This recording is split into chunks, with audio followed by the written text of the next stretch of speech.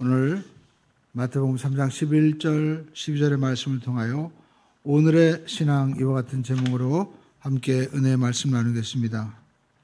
우리가 매주 성찬 첫 주, 첫 예배를 드릴 때마다 제 마음 가운데 소원이 있다면 이 성찬 예배 시간이 영적인 시간이 되기를 소망합니다.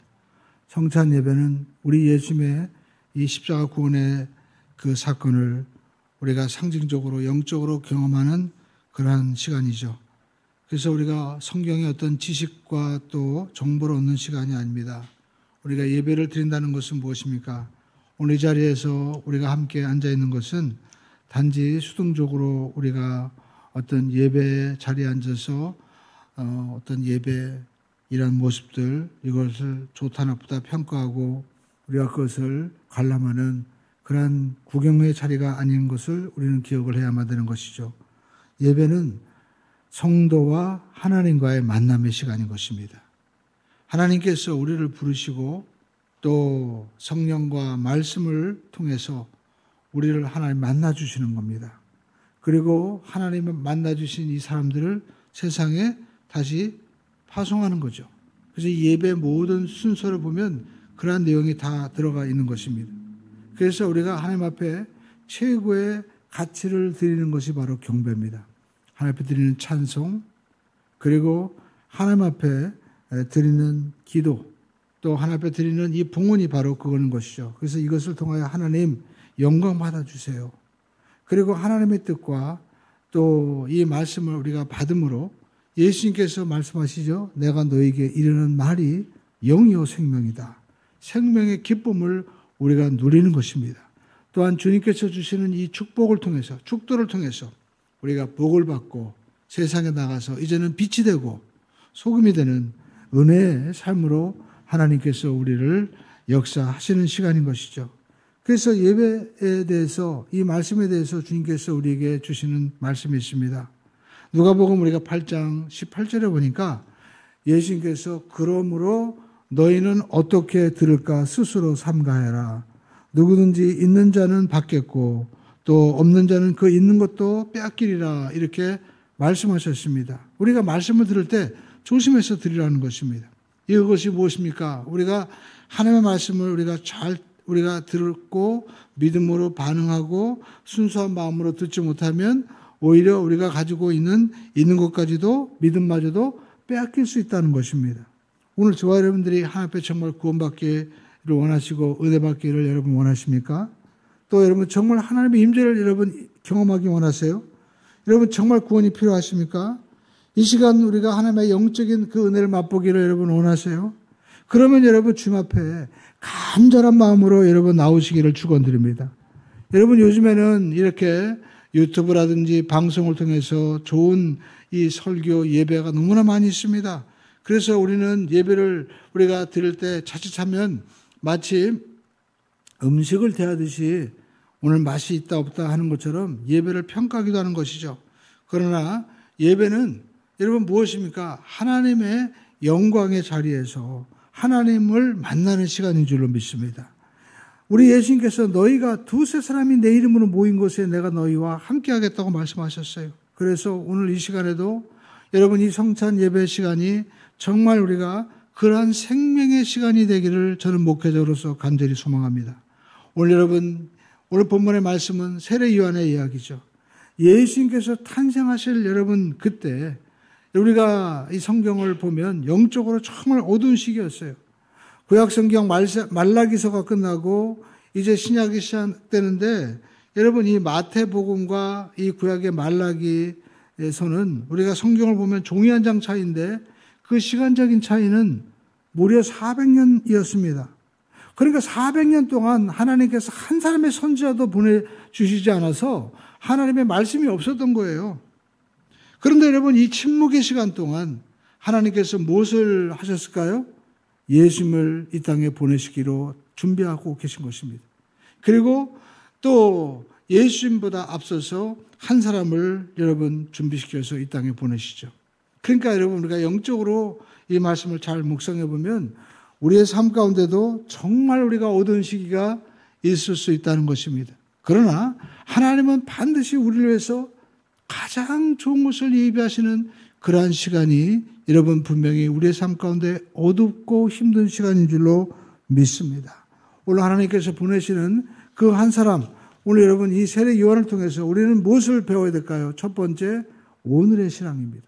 우리 한번 따라가겠습니다. 오늘의 신앙. 여러분 1절을 한번 읽어볼까요? 3장 마태복음 3장 1절에 여러분 말씀입니다. 함께 마태복음 3장 1절의 말씀을 읽겠습니다. 그때 세례 요한이 이르러 유대 광야에서 전파하여 말하되. 여러분 세례 요한은 예수님의 이 사역을 준비하기 위해서 하나님이 먼저 보낸 여러분 사람인데요. 이 사람이 어떤 일을 했냐요?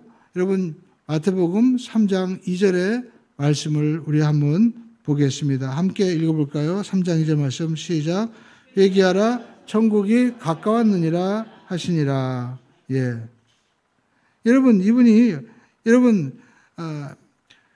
오늘 성경에 보니까 회개 말씀 우리가 외치기 시작한 것입니다. 또 3장에 보면 여러분 한번 3절에 보면 여러분 어떤 일을 했습니까? 한번 읽어볼까요? 시작. 그는 선지자 이사야를 통하여 광야에 외치는 자의 소리가 있어 이르되 너희는 주의 길을 그가 오실 길을 곧게 하라 하였느니라. 여러분 우리 세례 요한이 회개하라 이렇게 외치고 또 세례 요한이 하신 일은 여러분 무엇입니까? 주님의 길을 준비했대요. 주의 길. 주의 길이 누굴까요? 바로 예수님이 오실 길을 준비하기 위해서 이 땅에 오신 것이죠. 근데 여러분 세례 요한이 이 땅에 온 것은 그냥 우연히 온 것이 아니라는 겁니다. 선지자를 통하여 미리 예언해 놓으신 것이 이루어졌다는 겁니다. 그래서 이사야의 글, 또 우리가 말라기 선지자를 통해서 예언한 이 말씀이 이루어진 겁니다. 하나님이 메시아를 보낼 텐데 그 앞서서 한 사람이 분명히 올 것이다 라고 말씀했는데 그 말씀이 이루어진 분이 바로 누구예요? 세례 요한이라는 거죠. 그러면 우리가 예수님이 오시기 전에 왜 하나님은 바로 한 사람 이 세례 요한을 보내셨을까? 여러분 예수님이 누구세요? 만왕의 왕이십니다. 주인이세요. 그러니까 여러분 예수님께서 이제 오시는데 생각해 보시죠. 400년 동안 하나님의 말씀이 한 번도 없어 선지자가 없었던 거예요. 그러니까 사람들은 너무나 갈급했을 것입니다. 하나님이 메시아도 보내신다고 하는데 왜 정말 이 400년 동안이나 어떻게 말씀을 안 하시는가? 굉장히 갈급했겠죠. 그리고 예수는 왕이십니다. 여러분 왕이 행차할 때 보면은 반드시 미리 그 준비하는 분들이 있죠. 그 다음에 왕이 등장하잖아요. 그렇죠? 그러니까 하나님께서 이렇게 400년 동안이나 아무런 선지자도 없을 때 갑자기 메시아 보내시겠어요? 메시아와 만왕의 왕이 오신다 하고 먼저 여러분 보내시지 않겠습니까? 바로 그분이 세례 요한이에요. 그래서 여러분 세례 요한이 지금 만왕의 왕 예수님이 오시는 것을 준비한 사람입니다. 요즘 말하면 대통령 인수위원이라고 할까요? 여러분 그래서 예수님이 세례 요한에 대해서 말하기를 여자가 난 자 중에서 제일 큰 사람이다 이렇게 표현을 하고 있습니다. 그런데 여러분 세례 요한이 등장할 때 보면 오늘 마태복음 3장 1절에 보니까 그때라고 이렇게 말씀을 하고 있어요. 왜 그냥 세례 요한이 나타났다라고 얘기하지 않고 그때라고 얘기했을까? 여러분 바로 그때는 바로 마태복음 3장 이전에 바로 그 상황을 얘기하겠죠. 그 마지막 여러분 마태복음 그때라는 상황을 2장 마지막 절에 말씀하고 있어요. 2장 24절 마태복음 2장 24절 여러분 한번 찾아보세요. 함께 읽어볼까요? 나사렛이란 동네에 가서 사니 이는 선지자로 하신 말씀에 나사렛 사람이라 칭하리라 하심을 이루려 함이로라. 여러분 이게 그때는 언제냐면 예수님이 지금 나사렛 사람이다 이렇게 칭함을 받을 그때 세례 요한이 나타났다라는 겁니다. 그러니까 이 말은 세례 요한은 예수님과 굉장히 관계가 있는 분이다. 나사렛 예수님과 밀접한 분이다라는 것을 연결되어 있다는 것을 보여주는 것이죠. 그리고 우리가 마태, 마가, 누가, 요한복음은 예수님에 대한 이 말씀인데 이 다른 복음 바로 여러분 누가복음에도 보면 이 그때라는 그때가 구체적으로 그 제사장들이 누구였다라고 성경은 이름을 말하고 있습니다. 누가복음 3장 2절에 보면 이와 같이 말씀하고 있습니다. 읽어볼까요? 시작. 안나스와 가야바가 대제사장으로 있을 때에 하나님의 말씀이 빈들에서 사가랴의 아들 요한에게 임하니라. 여러분 그때가 언제예요? 대제사장 이름이 나와요. 안나스 가야바. 그러니까 여러분 세례 요한에게 하나님의 말씀이 임했는데 또 하나님이 지금 임하셨는데 지금 안나스와 가야바가 대제사장인데 지금은 말하면 막 총회장님 이렇게 되는 분들인데 그분에게 말씀하지 아니하시고 광야에 있는 세례 요한에게 무명의 이 세례 요한에게 하나님이 말씀하셨다는 거예요. 그러니까 우리가 상식적으로 볼 때 하나님이 지금 구원의 역사를 이루기 위해서 메시아를 보내는데 당연히 성전에서 최고의 책임자 바로 이 가야바 그리고 또 여러분 그 안나사에게 하나님이 세우신 직분자를 통해서 하나님이 일하시는 게 여러분 상식적이지 않겠습니까? 하나님의 집이 있고 또 그 하나님의 집에 책임자가 있잖아요. 그러면 이 안나스와 가야바에게 하나님께서 이제 메시아 예수님이 오실 테니까 준비해라. 여러분 그렇게 얘기하는 게 상식적일 것 같은데 오늘 하나님은 전혀 생뚱맞게 광야에 있는 빈들에 있는 메뚜기와 석장을 먹고 그리고 약대토롯을 입고 있는 세례 요한에게 하나님이 임하셔서 예수님이 오실 길을 준비하라고 했다. 바로 그때라는 거예요. 오늘 이것은 우리에게 영적인 귀한 메시지를 주고 있습니다. 여러분, 하나님이 어떤 사람을 사랑하시냐? 우리가 생각할 때 하나님은 이 화려한 제사장, 또 지금으로 말하면 굉장한 세계적인 기독교 대표 지도자, 이런 사람들을 통해서 하나님이 말씀하실 것 같지만, 여러분, 보십시오. 여러분, 그 사람이 아니라는 겁니다. 오늘 본문에 보니까 광야에 있는 전혀 무명해, 또 보면 별 볼 일 없다고 생각하는 사람에게 하나님이 말씀하셨어요. 여러분 제사장이 누굽니까? 제사장은 스스로 제사장이 될 수가 없습니다. 하나님이 세우셔야만 되는 거예요. 여러분 목회자가 되어도 우리가 오랜 기간이 걸리잖아요. 신학교 졸업하고 또 대학원도 졸업하고 그리고 또 이 목회를 경험하면서 전도사 몇 년 해가지고 저 사람은 하나님이 세우신 사람이 맞다 해가지고 추천도 해주고 그리고 또 다 모여서 인정도 해주고 기름을 붓는 겁니다.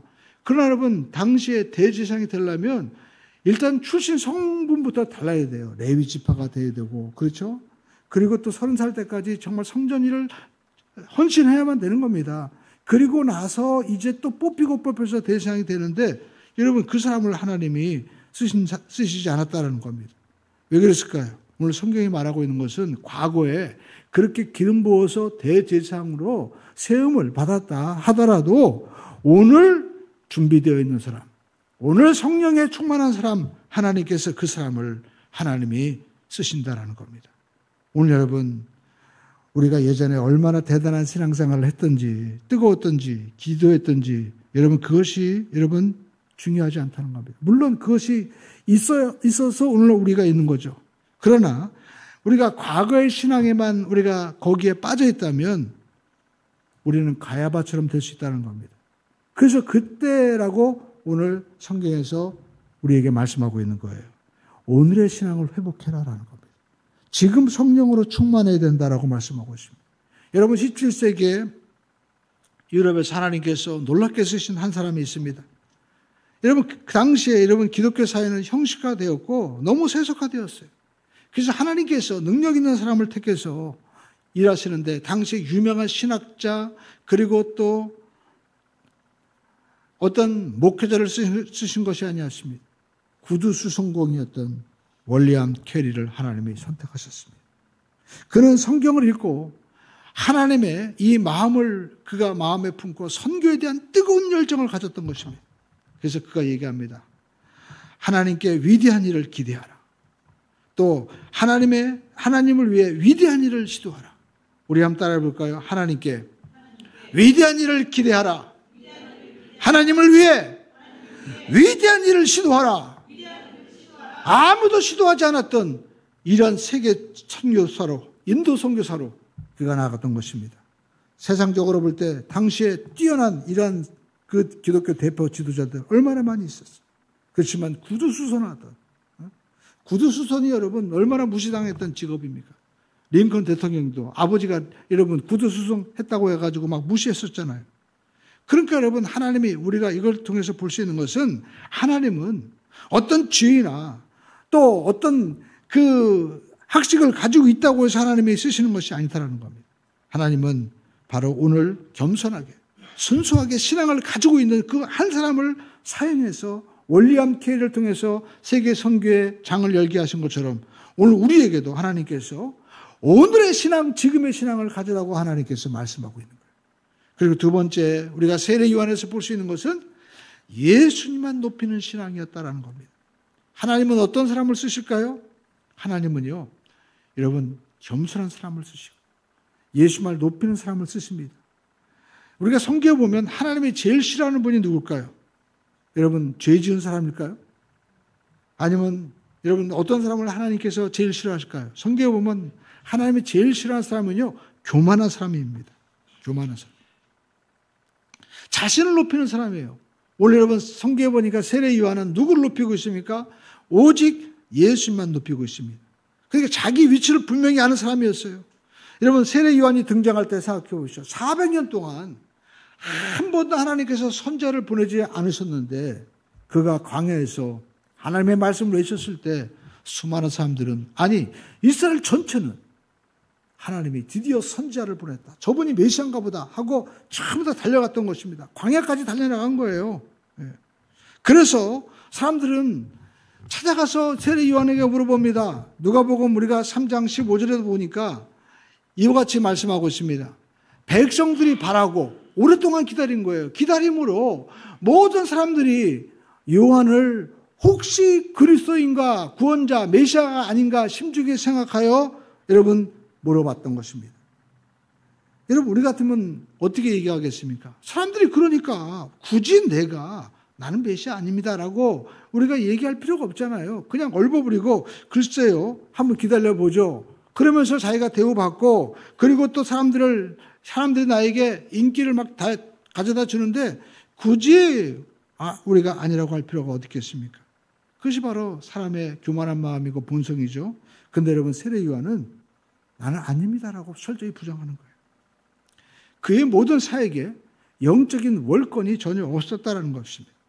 우리가 요한복음에도 보면요 1장 20절에 이제 이런 말씀을 하고 있습니다. 요한이 드러내어 말하고 숨기지 아니했다. 이게 뭡니까? 확실하게 나타냈다는 거예요. 나는 그리스도가 아닙니다 라고 분명히 얘기하는 거예요. 오늘 여러분 이것이 굉장한 우리가 신앙의 용기죠. 남들이 나를 띄워주고 당신 대단해. 기도 많이 하고 말씀도 많이 하고 봉사도 많이 하고 이야 당신이 정말 훌륭하다 막 할 때 여러분 나는 아무것도 아닙니다 라고 겸손하게 여러분 그 칭찬을 오히려 부정할 수 있는 그러한 것이 진짜 영적인 용기다라는 것입니다. 여러분 이 내용이 요한복음 우리가 1장 23절에 소개되고 있습니다. 여러분 세례 요한에 대해서 요한복음 1장 23절에 뭐라고 말씀하고 있습니까? 한번 읽어볼까요? 시작. 이르되 나는 선지자 이사야 말과 같이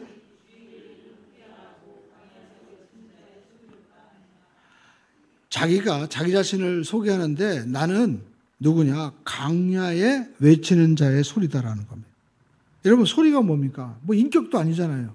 소리는 글자 그대로 지금 제가 얘기해도 사라지죠. 그러니까 여러분 형체도 없이 사라지는 거예요. 소리야말로 자기의 역할을 다하면 보이지도 않고 없어지는 게 바로 소리 아닙니까? 그런데 여러분 세례 요한은 자기가 소리를 하는 거예요. 나는 주님의 길을 준비하는 이 사람인데 나는 소리 없이 사라지는 사람이다. 이것이 하나님께서 정말 세례 요한을 쓰신 자격 요건이었다라는 것입니다. 오늘 여러분 내가 주님을 위해서 이렇게 일을 할 때 나는 소리다라고 정말 얘기할 사람이 얼마나 될 수 있을까요? 여러분 요즘에 많은 이단들이 왜 이렇게 설칩니까? 그 사람들이 맨 처음부터 순수하지 않은 사람들이었을까요? 우리가 알고 있는 박대선 또 여러분 우리 요즘에 신천지 이만희 이런 분들도 여러분 초기에는 열심히 있는 순수한 신앙이었습니다. 근데 이분들이 능력이 생기고 또 많은 기적이 일어나니까 여러분 사람들이 막 죽여 세우죠. 와 당신이 일한 게 정말 어떤 유명한 목사님보다 훨씬 낫다. 아니 예수님보다 더 큰 일이 일어나는 것 같아. 그렇게 얘기하니까 자기 스스로가 헷갈리기 시작하는 거죠. 스스로 속이고 월권이 일어나는 겁니다. 여러분 하나님은 어떤 사람을 사용하십니까? 하나님은 오직 겸손히 주님만을 높이는 사람을 사용하신다는 것입니다. 내가 과거에 아무리 전력이 화려하고 크고 굉장한 일을 했다 할지라도 여러분 오늘이 중요한 것이고 내가 오늘 누구를 높이느냐 여러분 이것이 중요한 것입니다. 오늘 저와 여러분들은 예수만을 높이는 그런 진정한 영적인 실력자가 되어야만 될 줄로 믿습니다. 여러분 오늘 내가 예배자가 되어야만 되는 거예요. 오늘 우리가 하나님의 임재 가운데 머물러 있는 사람이 되어야 되는 것입니다. 우리가 요한복음 3장에 보면 이제 어떤 일이 벌어지냐면 맨 처음에 세례 요한에게 많은 사람들이 몰려갔는데 이제는 예수님께서 사역하기 시작하시면서부터 제자들도 예수님에게 가고 많은 사람들이 예수님에게 몰려가기 시작합니다. 그때 제자들이 와서 세례 요한에게 이야기를 합니다.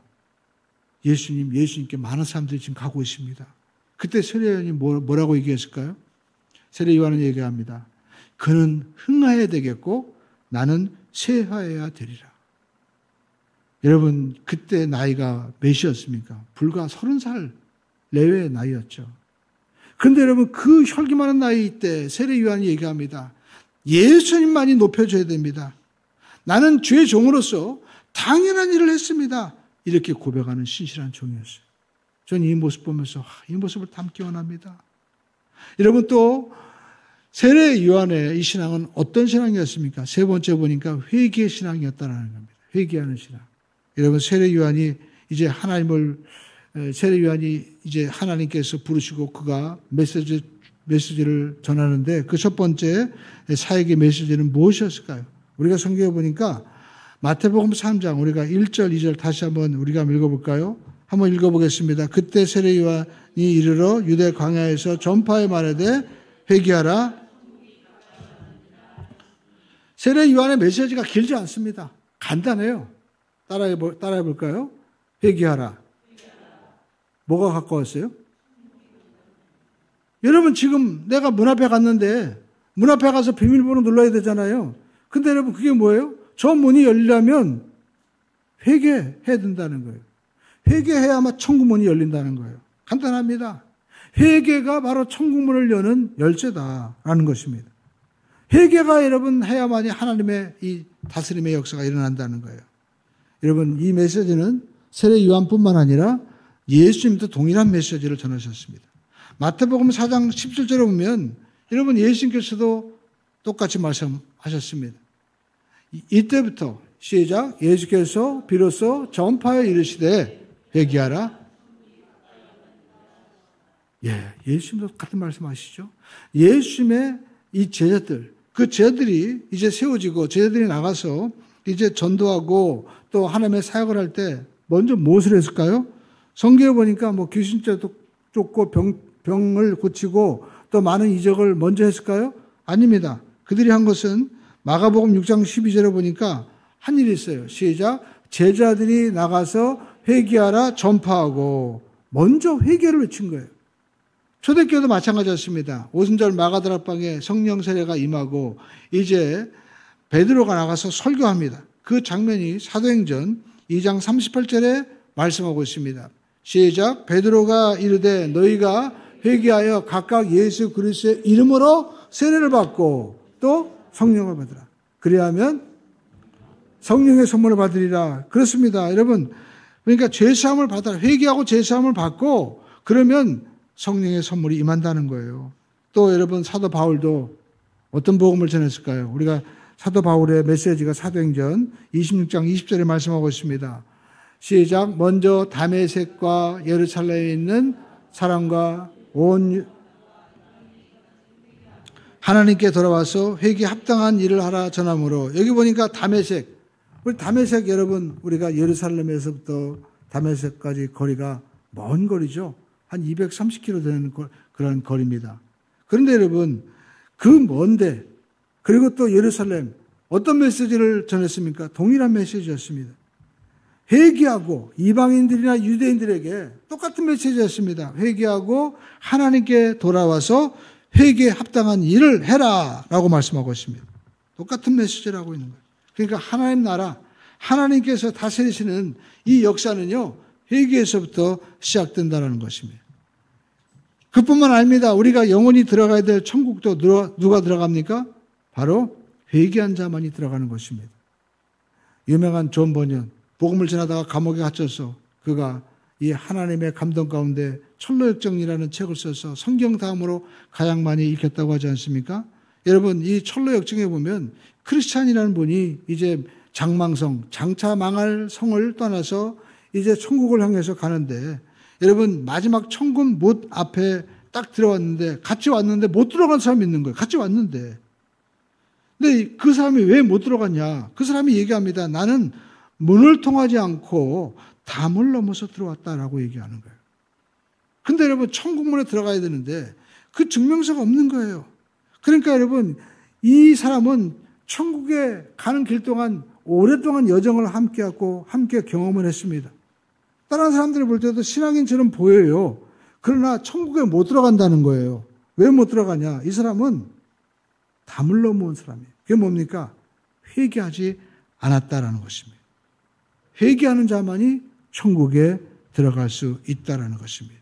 여러분, 그렇다면 우리 질문을 우리가 하게 되죠. 그러면 회개는 뭘까요?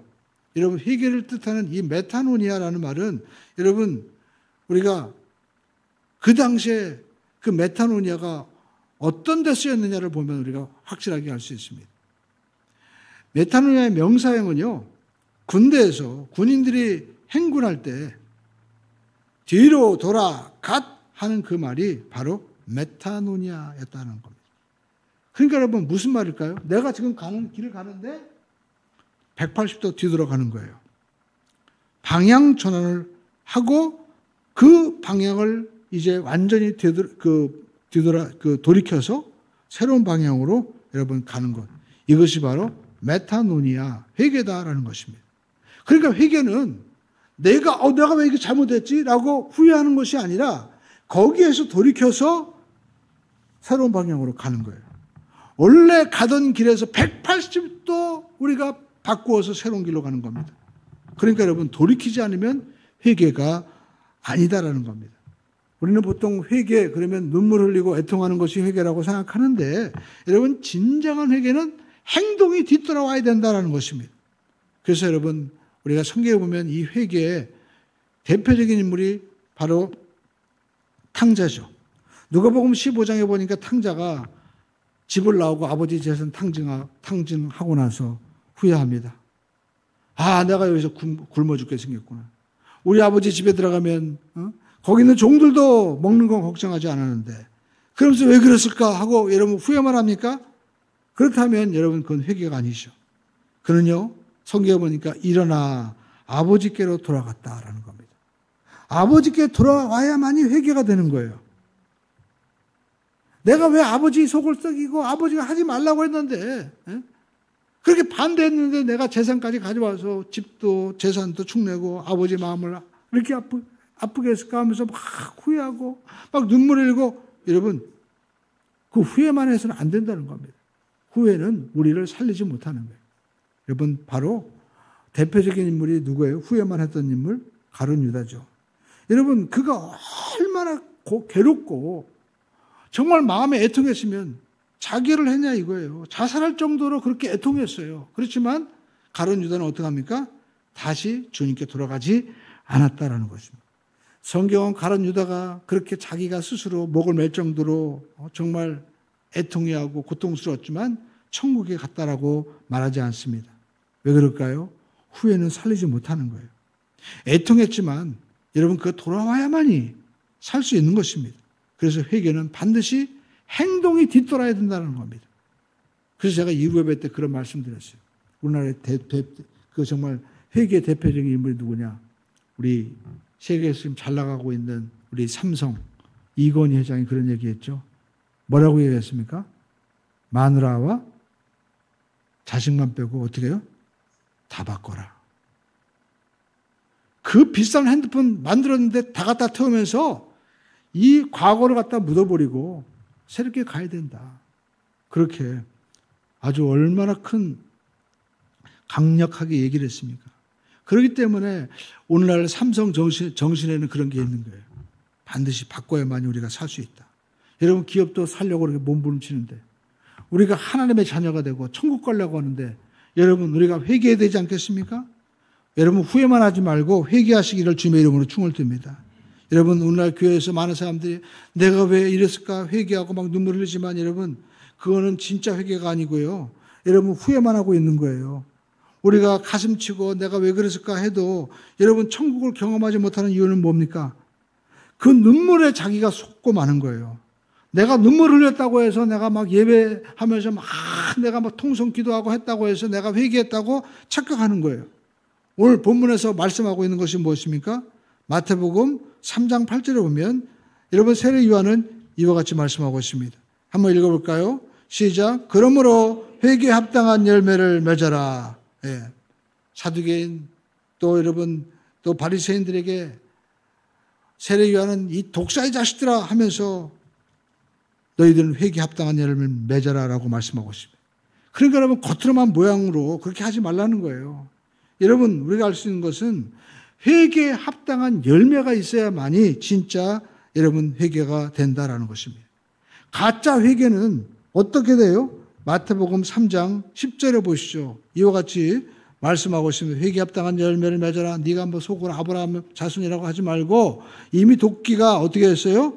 나무 뿌리에 놓였으니 좋은 열매를 맺지 아니하는 나무마다 찍혀 불에 던져주니라. 예. 여러분, 회개에 합당한 열매가 없는 신앙은요, 반드시 불에 던져지는 그러한 역사가 있다는 겁니다. 여러분, 우리가 신앙생활하면서 내가 이러면 안 되는데 하면서 우리가 후회하면서 왜 그 자리에 계속 머물러 있을까요? 여러분, 회개에 합당한 열매를 맺는 것이 왜 그렇게 여러분 어려울까요? 우리가 주변에 보면 예수를 잘 믿는 것처럼 보이는데 실제로는 변화가 없는 거예요. 분명히 뉘우치는데 여러분, 왜 열매가 없을까요? 이 모습이 죄인의 모습인 줄 알면서도 여러분, 하나님이 기뻐하지 않는다는 것을 알면서도 우리는 왜 그 생활을 청산하지 못할까요? 여러분, 가장 큰 이유는 무엇입니까? 내가 그렇게 하기 위해서는 포기해야 될 것들이 너무 여러분 많고 아깝기 때문에 그런 거예요. 대가가 너무 큰 거예요. 그리고 또 내가 지금 누리고 있는 게 너무 좋은 거예요. 그래서 내가 알지만 돌이키지 못하는 것입니다. 떠나야 된다는 것을 알아요. 하지 않아야 된다는 것을 압니다. 그러나 내가 그것을 이제 포기하고 떠나면은 대가가 너무 큰 거예요. 내가 지금 하고 있는 일이 옳지 않지만 당장 그만두면 난 뭐 먹고 살아? 대출이 막히는데. 내가 은혜 받고 눈물을 흘리지만 이제 실제 생활에 들어가면 어떡합니까? 너무 아까워가지고 의지적인 결단을 내리지 못하는 것이죠. 내가 이거 안 하면 뭐 먹고 사나? 그리고 또 내가 이거 내려놓고 내가 이거 안 하면 무슨 재미로 사나? 그래서 못 들이키는 겁니다. 우리가 이걸 다른 말로 얘기하면 축복의 감옥이다라고 얘기합니다. 감옥이에요. 나가야 되죠. 근데 여러분, 나가기 싫은 거예요. 왜? 너무 좋으니까. 그리고 저 축복의 감옥이 지금 열려 있으니까 내가 나가고 싶을 때 언제든지 나갈 수 있어. 그러니까 오늘만큼은 내가 누리고 내일 알자. 오늘만큼은 내가 재미있게 여기 있다가 내일 나가면 돼. 그렇게 여러분 생각하는 겁니다. 근데 여러분, 감옥문이 어느 날 닫히게 되는 거죠. 여러분, 그게 바로 축복의 감옥이다라는 겁니다. 그래서 여러분, 우리가 눈물 안 흘려도 좋습니다. 가슴 치고 우리가 그런 모습을 보이지 않아요. 여러분, 진정한 하나님의 백성이 천국을 우리가 누리기 위해서는 회개에 합당한 열매를 누려야 된다는 것입니다. 그러기 위해서는 어떻게 합니까? 결단해야 된다는 겁니다. 우리가 자꾸만 나를 죄짓게 하는 자리, 그 자리를 우리가 어떻게 해요? 떠나셔야 된다는 겁니다. 우리가 어떤 일이 계속 나에게 죄를 짓게 하는 그 일이라면 그 일을 정리를 해야 된다는 거예요. 그럴 때 우리는 그럼 뭐 먹고 삽니까? 그러나 세례 요한이 얘기하죠. 나는 메뚜기, 석청, 그리고 약대 털옷을 입고 있지만 여전히 하나님의 위대한 일을 잘 감당하고 있다는 것이죠. 그래서 우리가 은혜 받고 또 하나님의 성령께서 내 마음 가운데 내가 이거 떠나야 되겠구나. 여러분, 그때가 바로 문이 닫히기 전에 신호다라는 겁니다. 저 문은 열려 있으니까 내가 언제든지 내가 나중에 내가 그때 회개하고 하나님 제가 그때 내가 고칠게요 라고 하지만 여러분, 하나님께서 그래 네가 먹고 살기 힘들고 네가 재미없으니까 그래 내가 이해한다. 또 바쁘고 네가 또 이거 없으면 무슨 재미로 살겠니? 그러니까 천천히 조금씩 해라. 아닙니다. 하나님은 회개해라. 지금이 마지막이다라고 얘기하는 거예요. 오늘 저와 여러분들이 돌이키기를 주님의 이름으로 축원드립니다. 하나님은 우리에게 결단을 요구하시는 거예요. 돌이켜라. 할렐루야. 어떤 목사님이 이제 이 회개 메시지를 전했습니다. 그래서 많은 성도분들이 하나님 뜻대로 살겠습니다. 그렇게 결단하는데 한 성도분이 그 얘기를 듣고 이분이요, 마음에 고민과 고통이 생긴 거예요. 오늘 이 말씀을 들으면서도 여러분 마음 가운데 고민과 고통이 있는 분이 분명히 있을 것입니다. 여러분, 이분도 고민했는데 이분은 주유소를 경영했어요. 그런데 여러분, 이 주유소에 오는데 이 정말 그 많은 분들이 그 주변에 회사에 있는 그 기사분들이 와가지고 요구하는 게 뭐냐면 정상적인 영수증 처리가 아닌 거예요. 어떤 사람에게는 금액을 부풀려서 영수증을 해달라고 하고 또 어떤 사람은 와가지고 그냥 영수증 달라고 그렇게 백지 영수증을 요청하기도 했다는 것입니다. 왜 그럴까요? 그걸 제출하면 이제 회사에서 자기에게 부당 이득을 자기가 얻을 수 있는 거예요. 그래서 기사들이 그렇게 아마 하셨던 것 같아요. 근데 이 사장님은 만약에 그렇게 안 해주면 당구를 잃어버리니까 잘못된 줄 알면서도 그렇게 영수증을 계속 발급하고 있었던 거예요. 근데 그날 예배를 드리면서 말씀이 정말 회개하고 합당한 열매를 맺으라고 하는데 마음에 막 자기 자신을 치는 겁니다. 그래서 결단했어요. 나는 이제 부정직하게 영수증 처리하지 않겠다. 여러분, 결과가 어떻게 됐을까요? 이제 주유소에 가서 그 손님들에게 이제 저희는 금액 넣으신 것만 영수증 처리해드리겠습니다 했더니 어떤 사람은 화를 내고 여기밖에 주유소가 없냐 하면서 또 어떤 사람은 짜증을 내고 안 오겠다고 다 하나하나 떨어져 나가버렸습니다. 그랬더니 주유소가 망할 지경이 된 거예요. 근데도 다행인 것은 이분이 마음을 지킨 거예요. 그래, 내가 끝까지 회개에 합당한 열매를 내가 맺어야 되겠다. 그래서 단골은 떨어져 나갔지만 시간이 지나면서 지나가는 손님들이 좀 많아지기 시작했습니다. 정말 하나님의 은혜였죠. 그러나 이분들이 그동안 그렇게 그 고정적으로 오던 그 손님들이 그 매출을 올렸던 그 수익과 비교할 수가 없었습니다. 어려웠어요. 그렇게 1년을 버텼습니다. 그런데 어느 날부터인가 갑자기 손님들이 많아지기 시작한 거예요. 이게 웬일인가 했더니 주변에 있는 회사 사장님들에게 소문이 나기 시작한 겁니다. 저 주유소는 진짜야. 저 주유소는 정직한 주유소야. 정직하게 기름을 또 사용하고 또 좋은 기름 그리고 또 기름을 넣은 대로 정직하게 영수증을 발급한 데더라. 그랬더니 회사 사장님이 직원들에게 우리 회사의 공공으로 쓰는 모든 기름은 저 주유소만 가서 넣어. 또 주변 사장님들한테 얘기하니까 소문이 나기 시작한 거예요. 그래가지고 놀라운 반전이 일어난 겁니다. 근데 여러분, 이 간증이 여기서 끝난 것이 아니었습니다.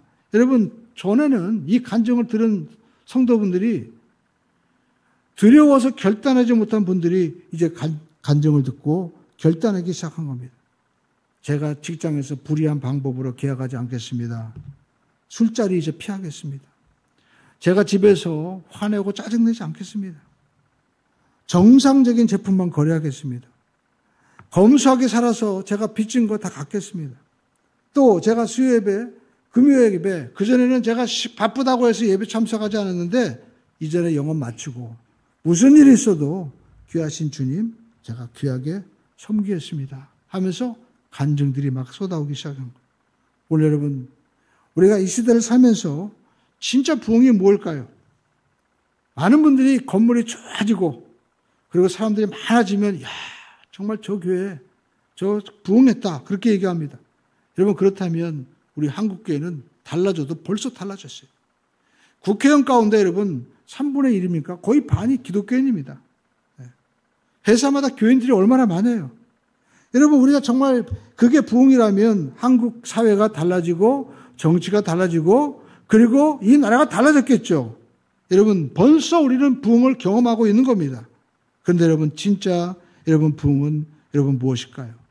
우리가 하나님 앞에 한 사람이 회개하고 정말 합당한 열매를 맺고 가정과 직장에서 여러분 이전의 삶이 청산되고 하나님이 기뻐하는 삶으로 살아가는 것, 여러분 이것이 진짜 부흥인 줄로 믿습니다. 우리가 또 이것을 위해서 기도해야 되지 않겠습니까? 오늘 예배 가운데 내가 정말 우리 영혼이 거듭나고 나를 묶고 있던 이 죄악과 나쁜 습관들이 끊어지고 마귀의 권세에서 해방될 때, 여러분 정말 돌이켜서 하나님께로 갈 때, 그때야말로 진정한 영적인 부흥이 나로부터 일어나기 시작하는 것입니다.